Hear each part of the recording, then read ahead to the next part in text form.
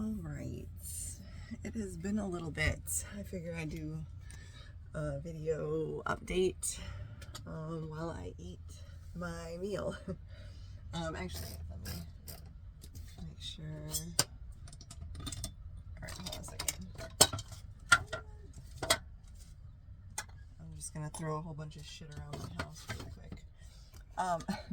No, so I take specific vitamins with my meals, so I figured I should probably assemble them before I actually eat. I take enzymes and betaine, HCl, and I take B-, which most of you have probably never heard of. You heard of B+ or B complex, but this is B-.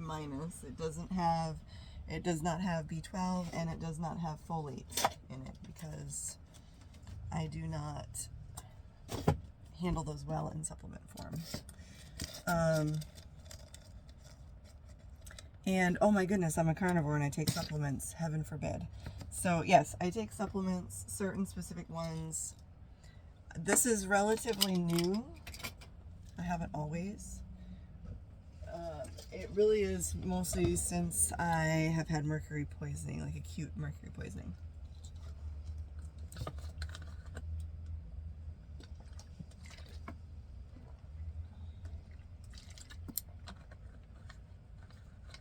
So that's something I wanted to talk about today too. This will be good. This will be really good. Okay, let me bear with me as I situate myself.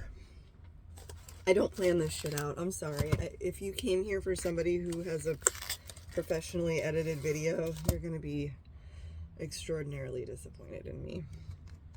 I barely have enough light coming into my house to operate this. I guess I could roll up my little...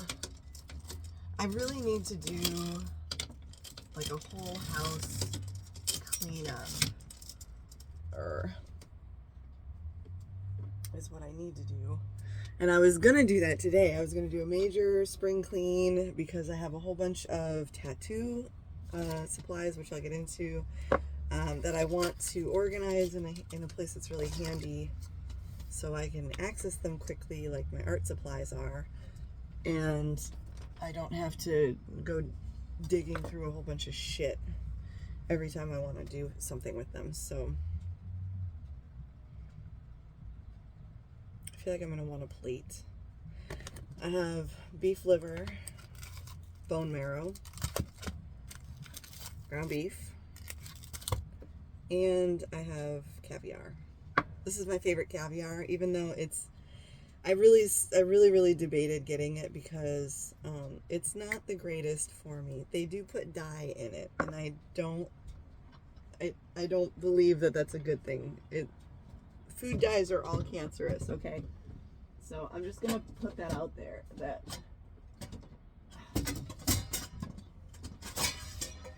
I'm already aware I'm eating something terrible, okay?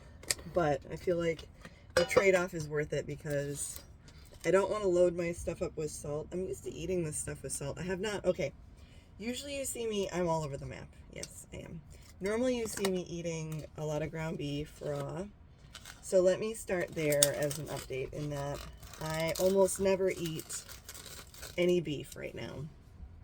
Mostly I eat a lot of chicken, some pork. I'm pretty much avoiding seafood right now until I get this mercury stuff reined in. I'm not eating organs regularly, and I've been eating sugar almost every day, some sugar. Whether it's ice cream, and I get the good stuff like the Haagen-Dazs, which is, like 3 ingredients. It's basically milk, sugar, and eggs. And then, or I eat like a small little bit of chocolate, milk chocolate. I do not want the dark because I want less of the cocoa. I mostly want the sugar. And I'll explain that in a little bit as to why I specifically want a little sugar right now. But yeah, so I have not been eating this stuff regularly. I'm used to eating it with a bunch of salt. I've not been eating salt because my electrolyte balance is all out of whack with the mercury. And so when I eat salt, I swell up like a Mayday parade float. It's really bad. It's really bad. But caviar makes the ground beef really delicious because it has slightly salty. Here's to it.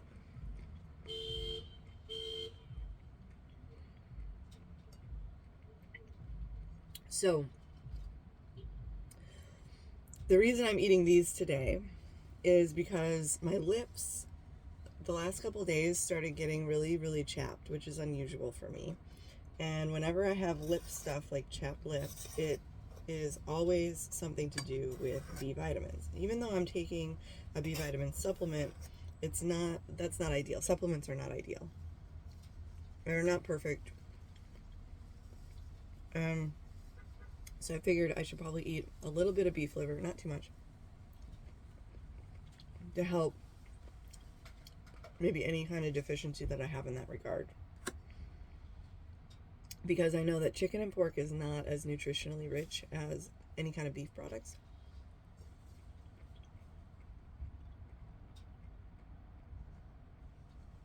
So that's why we're doing some beef liver today. But again, I don't want to do too much because I don't want to overdo, some of the higher vitamins in it, like A and so on.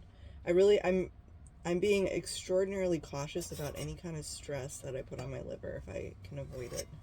With the exception of the food dye. I know somebody's going to shoot me out about that. Go ahead. I'm aware. I already know. So,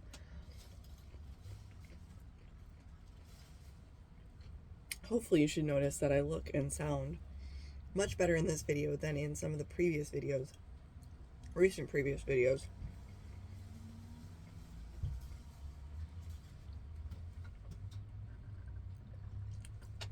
And I feel like a whole different person compared to earlier this year. Oh my gosh, earlier this year was just absolutely awful.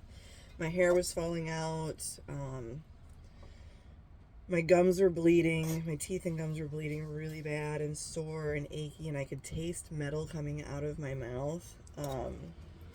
I was weak and tired. I could not go to the gym for any reason. I basically had chronic fatigue all the time. It was really bad. And I had horrible brain fog. Oh my gosh, I couldn't keep a thought in my head for longer than about 2 milliseconds. And then I'd be permanently gone.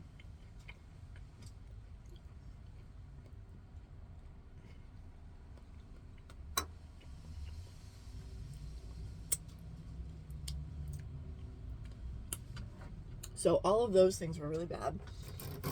And it turns out I have mercury poisoning. And I've shared that a little bit in some of the previous videos. So this is a little bit of an update about it. But I also want to kind of include some of the information because it's been long enough that I'm sure a lot of you that watch this are not regulars, or you might have forgotten. I don't expect you to remember everything about my life. That I'm not that egotistical. So yeah, things were really awful. And then when I found out I had mercury poisoning, I made a really big mistake. And I want to share this total fucking faceplant moment because I don't want anybody else to do what I did. And I have a neighbor who mentioned this right away. When I said, oh, I have mercury poisoning, they go, oh, you need to take cilantro extract. And I said, no. That is like, never tell anybody to do that. Okay, so when you have mercury in your system, your body does have ways of detoxing it. Now, it may, each individual person might detox faster or slower than another person. So that's why some people can be more sensitive to mercury in their environment or in their teeth and so on and so forth than another person is because of how efficient their body is at detoxing it. And there's some metabolic processes that are also involved in it. And when you take in more mercury than your body can physically remove using basically blood, sweat, and tears and your poop, all that good stuff, then it will stow it away in different systems, different organs and tissues, to protect you from it, sort of.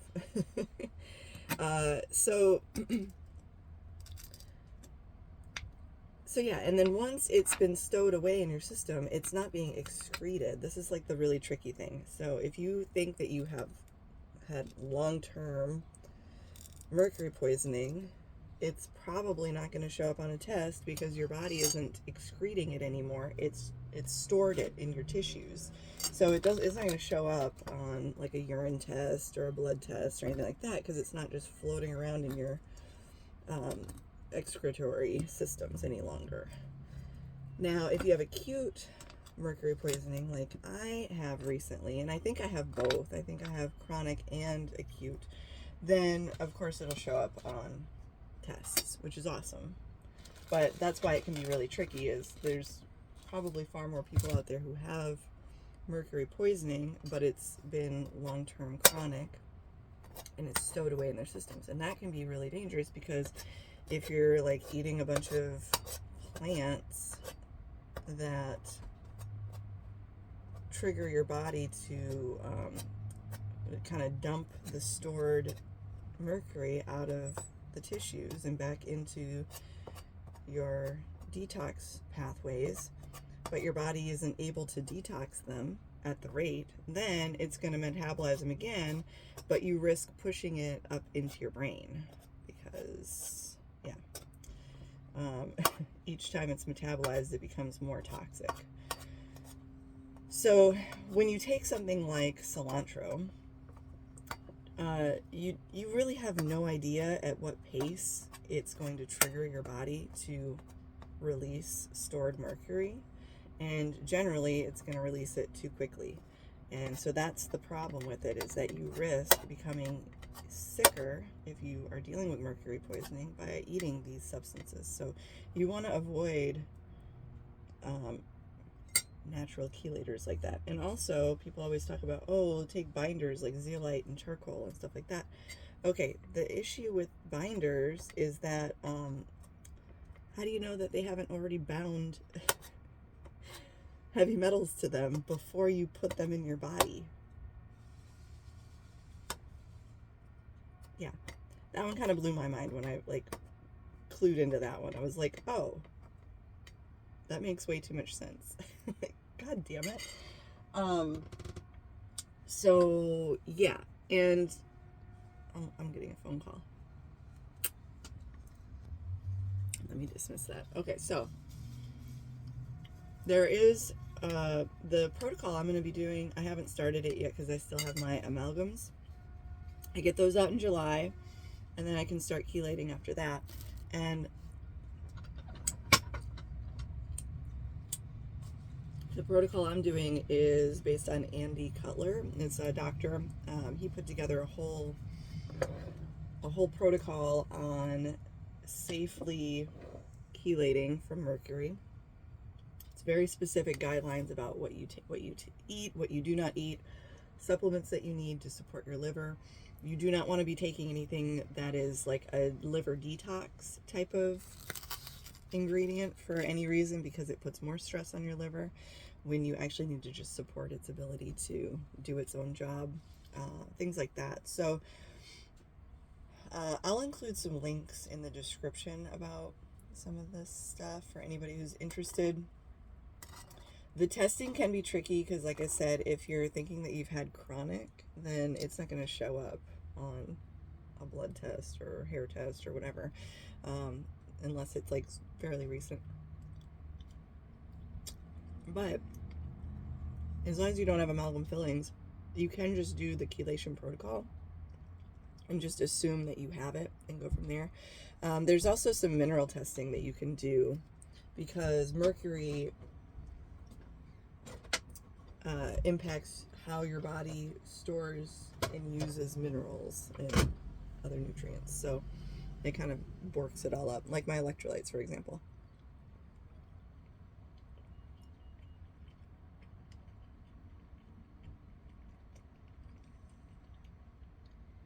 So, related to supporting your liver, let me talk about why I'm eating sugar intentionally.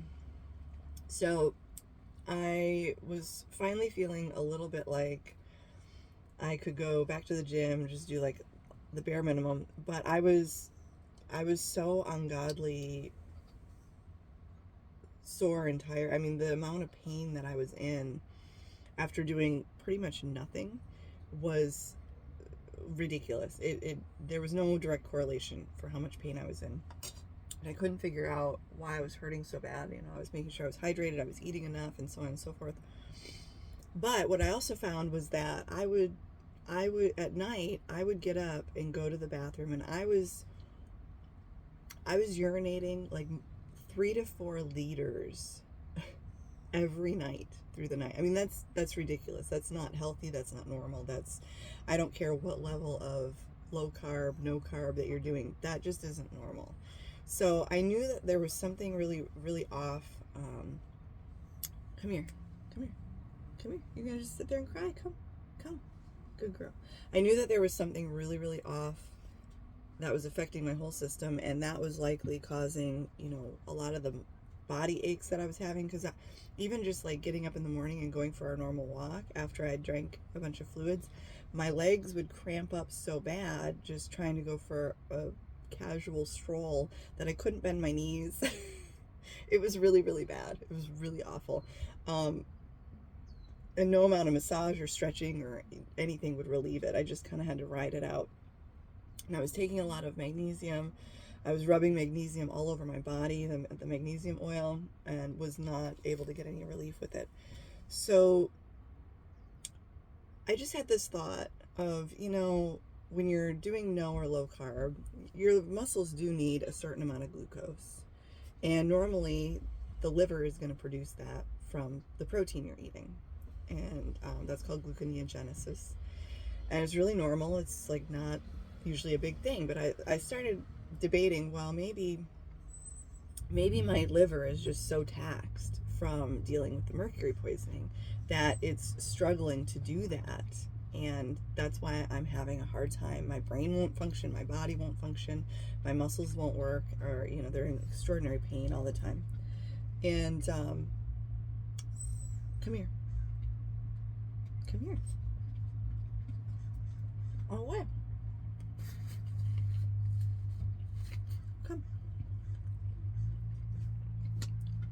Come. Help me help you. And so I figured that might be something going on. And what's the easiest way to take some stress off my liver is to not make it produce that glucose and to just eat some. So I broke down. I went and I got a tub of ice cream and ate it. It was just some what is it? I always space out the brand name.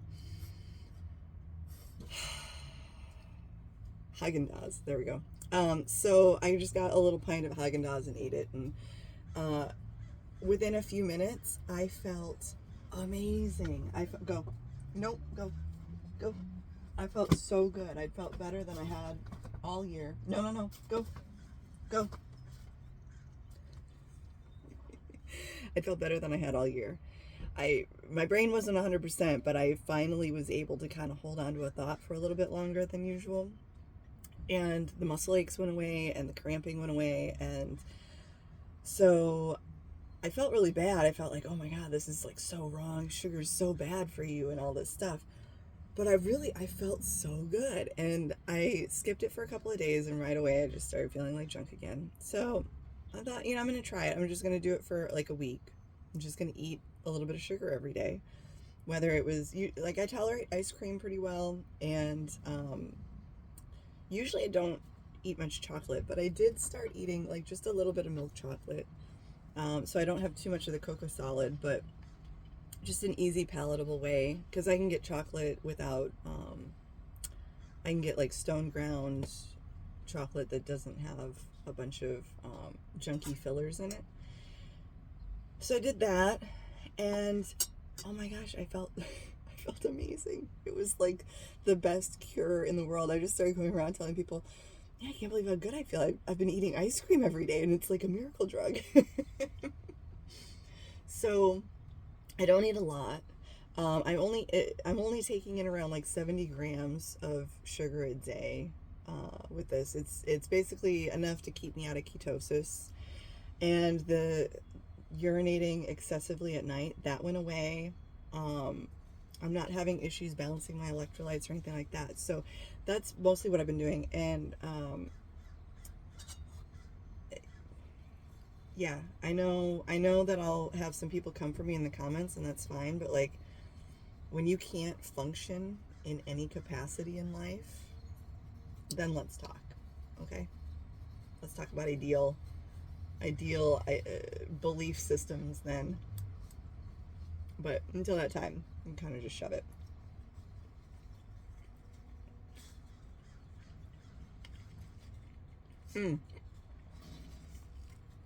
Oh, okay. So I skipped over this. I wanted to say about the cilantro. So when I found out I was mercury toxic, I did the same thing that a lot of people do, and I started looking up natural chelators. And I was like, oh, cilantro, that's easy. I can get that anywhere. So I took less than half of one dose of cilantro extract, whatever the recommended dose is for chelation. I lost 2 weeks of my life. And I'm not even joking. That is not anything over the top. I mean, I probably lost more than that. I couldn't walk. I couldn't talk. I couldn't drive. I basically hid out in my house. I had nothing going on upstairs. When I would try to walk, I was falling over and stumbling into stuff. And it was really, really scary. So, it was after that that I found the Andy Cutler stuff, and specifically, like in big bold, all capitalized, do not take cilantro, do not take XYZ, like all these natural chelators, because likely what I did, I caused my body to dump a whole bunch of that mercury out of my tissues into my system way too quickly, and it pushed it up into my brain and totally fucked me. So something you can do when you have a redistribution of mercury like that is you can take high doses of vitamin C. And I've been just go lay down. She's trying so hard. No, go. 1, 2. No, go. She's just staring at me through the little curtain flap. Like, oh God, I don't want her to know I know she's there. So you can take high doses of vitamin C, but there's a trade-off, okay, right? Because if you take a lot of vitamin C, your liver can convert it into oxalate crystals, which can cause other problems. So, yeah.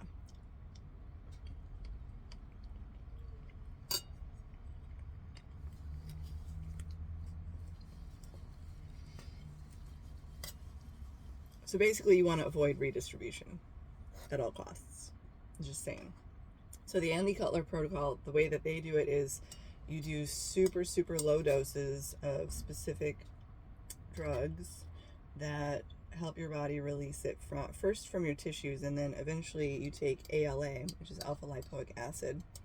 But you don't start with that. You want to empty out as much mercury from your non-brain tissues as possible first, because you don't want to overwhelm the system pulling it out of your brain and your body tissues at the same time and cause more of it to get pushed back up into the brain. So, but you take very specific doses, very low. They say low and slow, because you need to be able to work within the capacity of your body's excretory system to get it out.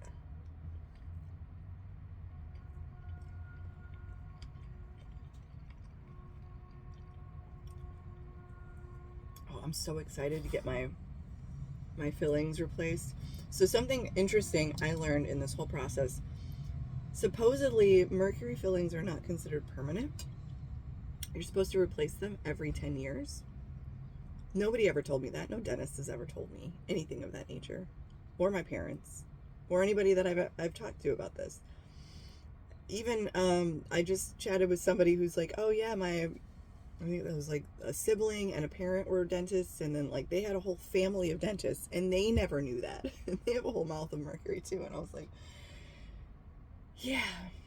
So, how did it happen? How did I get mercury poisoning? Well, the most recent problem, the acute, was probably largely from eating a lot more mercury rich fish than I usually do. But I do also think that my mercury fillings became more damaged recently, and that was a big problem. And the reason I say that is because I was having a lot of breathing issues when it first came up. And when your amalgams, the risk with the amalgams is the vapor that comes out of them, and you breathe that in, and it can damage your lungs.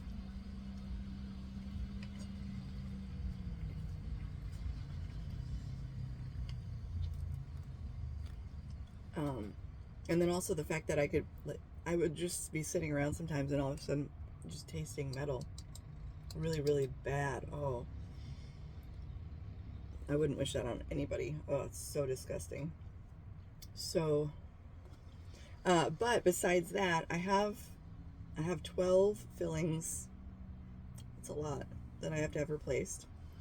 And you can also, I mean, not just from the environment, pick up mercury.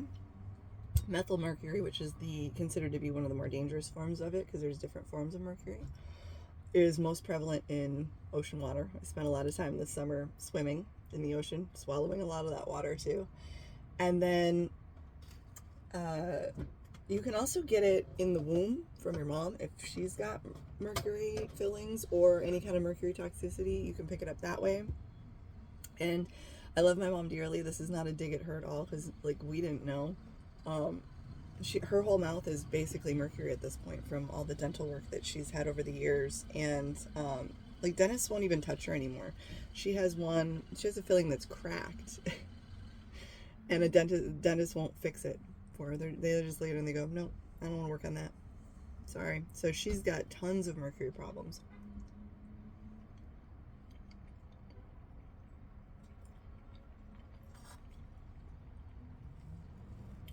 It's really awful. And then the resin fillings, the white fillings that they do, sometimes those can be even worse, because I guess a lot of them have BPA in them, which is awesome. I mean, it kind of explains a lot with with hormone issues that seem to be really prevalent nowadays.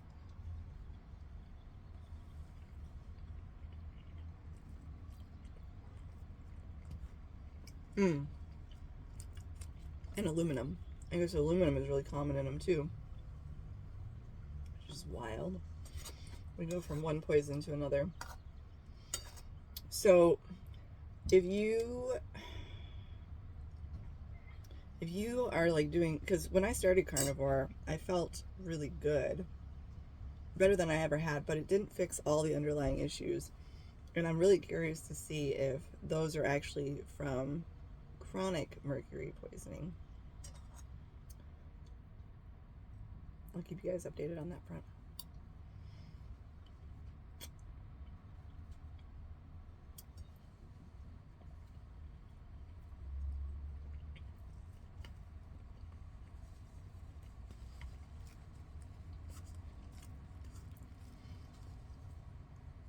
But on the positive, just by like understanding what it is that's going on has helped me navigate what I need to be eating or not eating, and how hard should I push myself physically, day to day, mentally, and so on. So I'm actually getting some of my high functioning abilities back, thank God.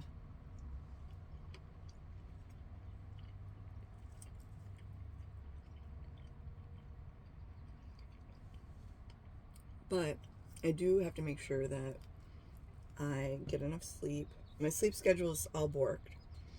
I will be up late and I sleep in late, but in the middle of the night I'll end up wide awake for 3 or 4 hours usually, and there doesn't seem to be anything I can do about it. I have very high cortisol. My endocrinologist, she's an idiot. I'm just, yeah, she's an idiot. I have a follow-up with her this Wednesday, but I don't have a lot of hope for what she's going to offer me. And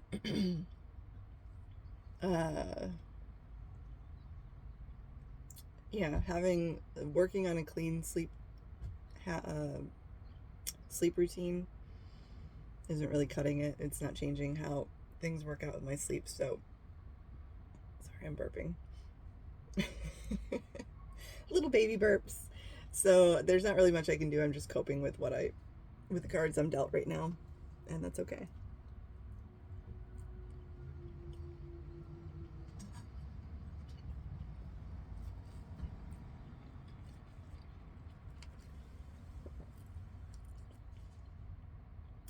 The reason I have not been eating much for beef is because with the mercury toxicity, my histamine intolerance went through the roof.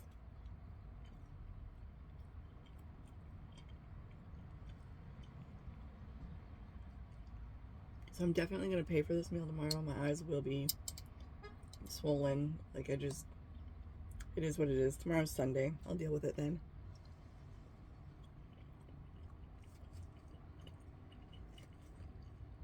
But I did need some specific nutrients. I definitely know that I've been lacking in some of those regards, so trying to balance them all out here and there with I should probably make this a regular weekly routine, like every Saturday or something. I eat my beef meal to help regenerate what I've lost during the week by eating just chicken. I've been eating a lot of cottage cheese, so I don't have much of a sweet tooth anymore after so many years of not eating sugary anything. So when I eat the ice cream, because ice cream is always just super sweet, I eat it with cottage cheese. So basically 50-50. I'll eat a pint of ice cream with a pint of cottage cheese, and that really helps break the sweetness down. Plus I get some more protein that way.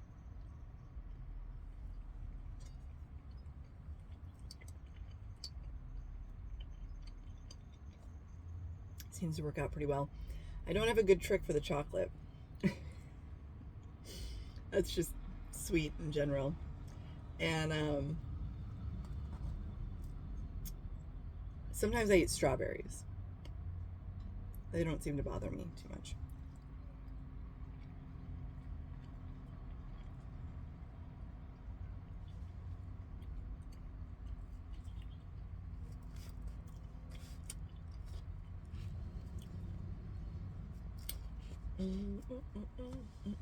Oh, I can feel it. I'm gonna get some hives today too. I had a little hivey whatever yesterday, which surprised me because I didn't eat anything high histamine yesterday,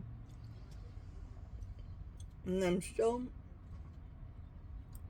not certain what causes me to have hives, have an actual allergic reaction. If it's the histamines or if it's something else. But usually when I eat a histamine-rich meal, I get them now. But clearly that can't be the only contributor, because if I didn't have high histamine yesterday, and I still got it. It was real mild though.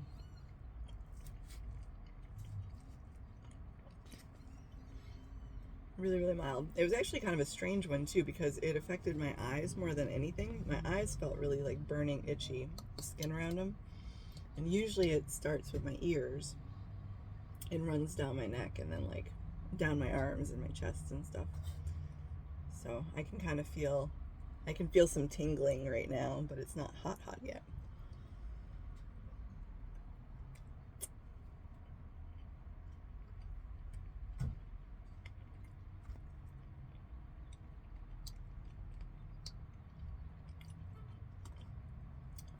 But yeah, so I've wanted to learn how to tattoo for a long time, a very, very long time.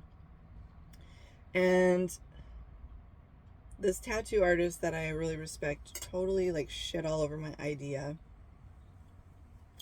And I don't know, it was just really kind of, the remark he made about it was really crap. I wasn't doing any drawing at the time, but I mean, I don't know. I get the feeling he would have said the same thing to anybody, no matter who they were, or what skill level they had. Like, just really negative about encouraging anybody to participate in becoming a tattoo artist. And so that kind of sat with me for a long time, and I was just like, I don't know, I'm probably not good enough, you know, all that negative bullshit. But all the time with my drawings, I get people that are like, oh, that'd make a really cool tattoo. Like, have you ever thought about becoming a tattoo artist? Like, if you ever want to tattoo me, you can tattoo me. Even though I've never held a tattoo gun.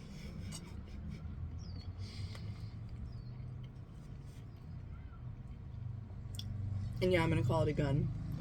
I guess, man, I swear there's more drama in the tattoo world than the horse world. I didn't even think that was possible. But since I bought a machine and started just kind of digging into the what's of what, I'm like, God, I don't want to deal with any of these people.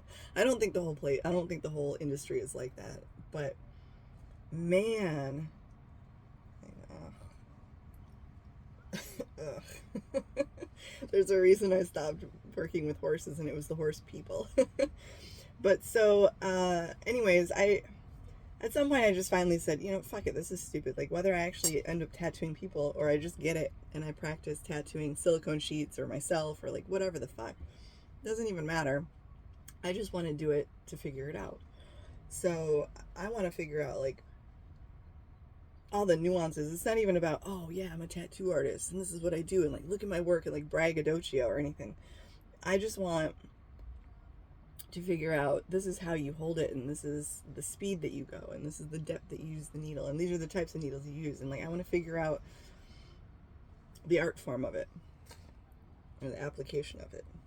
That seems really fascinating to me. So I ordered everything I need to start, but my house is kind of overcrowded, a little busy.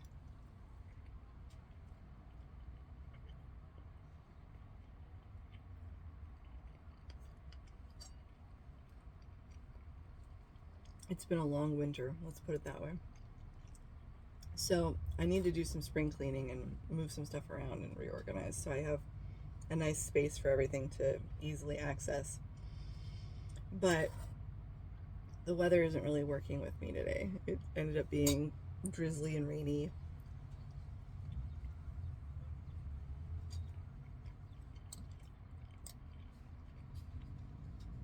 Not really conducive to pulling my whole house outdoors and rearranging it. So I think I'm going to do some drawing instead today. And we'll do our house cleaning another day.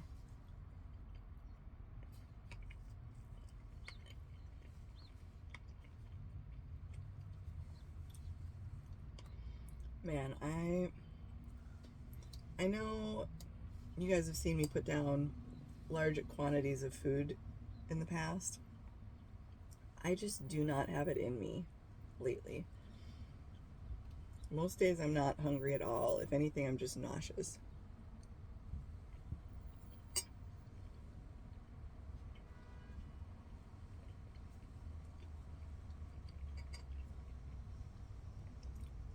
And then once I've eaten, I'll usually spend the rest of the day feeling like I need to throw up. So it's kind of a weird balance. I think when you face health issues, you have to be, at some point you have to learn to accept doing the hard shit you don't want to do. Like, I really don't want to eat this. I have no desire to eat right now. But I know that if I don't eat it, I'm going to feel worse later on. So if I want to feel the same or better, I need to do this, even though I would rather do anything else except this.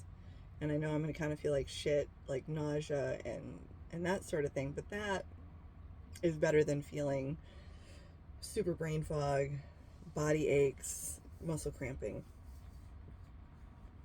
So it's definitely a trade-off.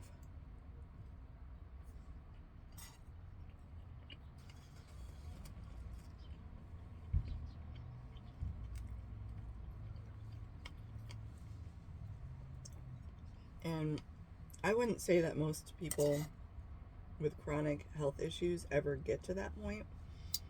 I really do think most of them they're always looking for the easiest. Like, oh, that's too much, that's too hard.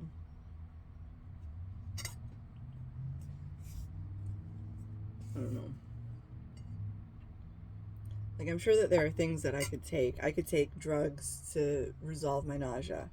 But there's trade-offs with those drugs. Is it worth it? No, it's not really worth putting more stress on my liver and kidneys.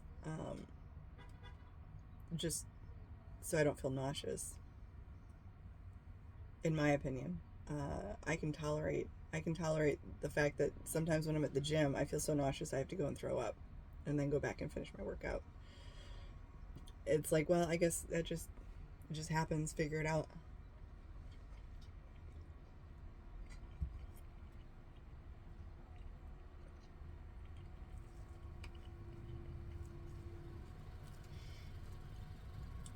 I've been thinking a lot about the concept of doing hard things versus doing easy things. It's a personal mantra of mine to do hard things. Like, I literally have it tattooed on my body. That saying, do hard things.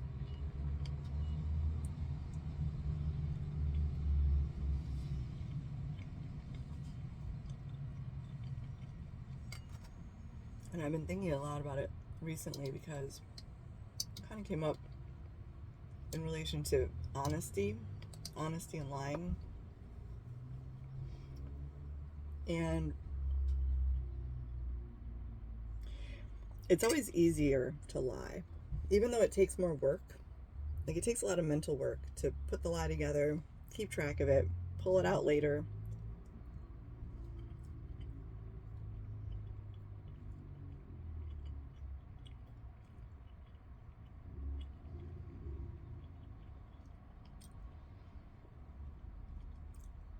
But it's always harder to tell the truth.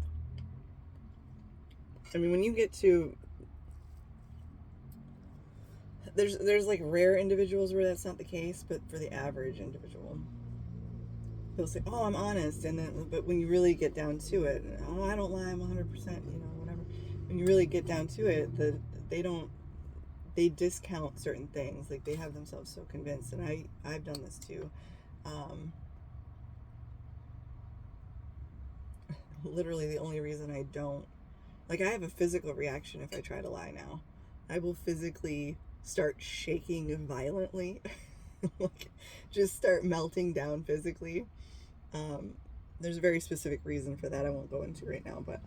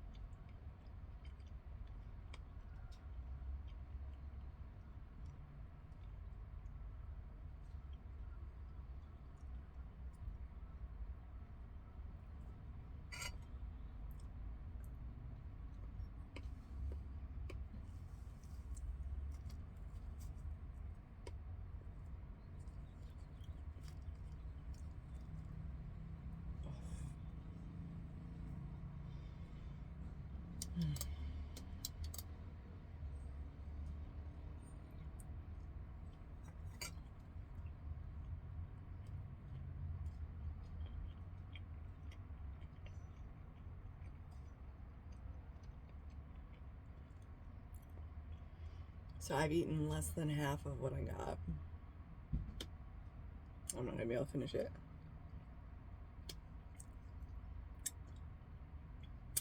Ugh.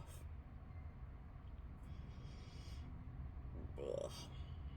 I'm not physically full.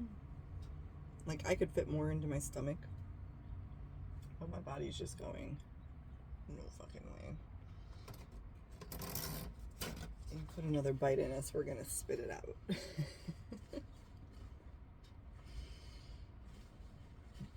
anyways, I don't know. That's like totally incomplete thoughts about hard things and lying. I could go into it more, but I don't really.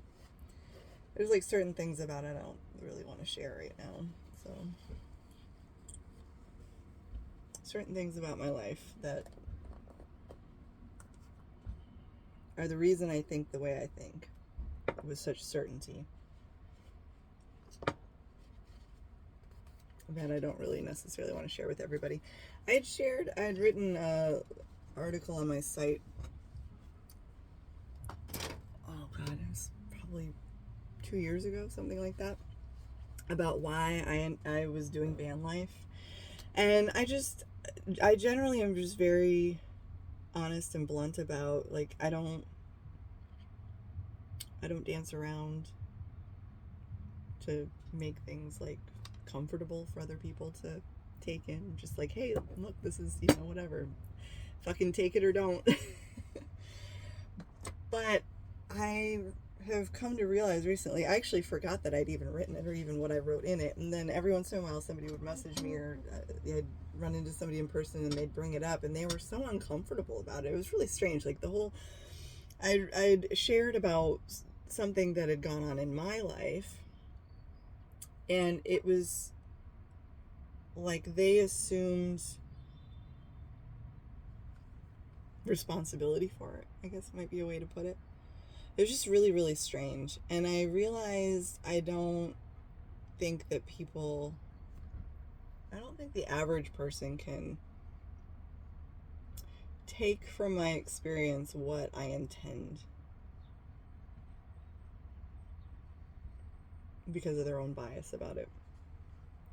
So I took it down and have been thinking more about, what do I really want to share about my life? What do I really want to share about why I'm doing van life? Why I live in an 8x10 box and it delights me. Whereas, I mean, probably the average person would lose their minds in such a small space. And I literally lay in here at night and I go, this is too much space. I could live in half of this space and be happy. But I haven't quite landed on the answer for it. And I think the biggest challenge for me is because my greatest nemesis is the feeling that somebody's pitying me. I do not like pity. Like, if you think that I'm saying something for pity or doing something for pity, oh my gosh. God, no. If I share anything about my life or like the hard times that I've gone through, it is not for pity. I really just think that if you don't talk about this stuff, a lot of people feel secluded, because we don't all live in isolation. We all have similar shared experiences, even though they're our own. But if we never hear about somebody's bad experiences, a lot of times you start thinking that, oh my God, my life is so this or that, or personalizing it of like, I'm such a bad person, or I'm, made these mistakes. And that really isn't the case. Like, we're all in it together. We're all fucked up in some way. And you got to share that information. But I haven't figured out the best way to share it where people don't go, oh, I'm so sorry for you. Are you okay? Because I don't want that. No. You just keep that shit to yourself. Like, no, I'm not here for the fucking pity party.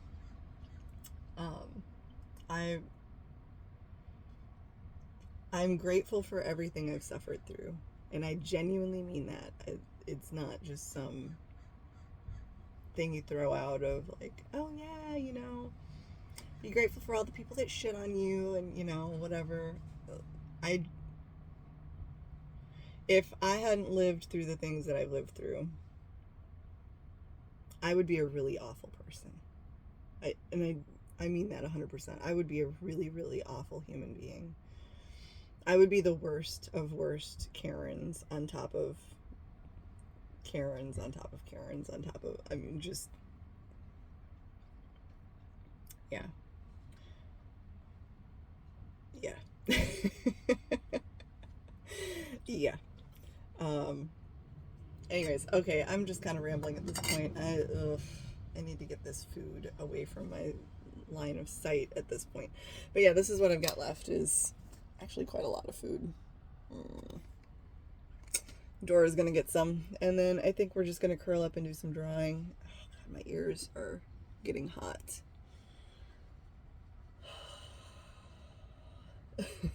It's coming on slowly though.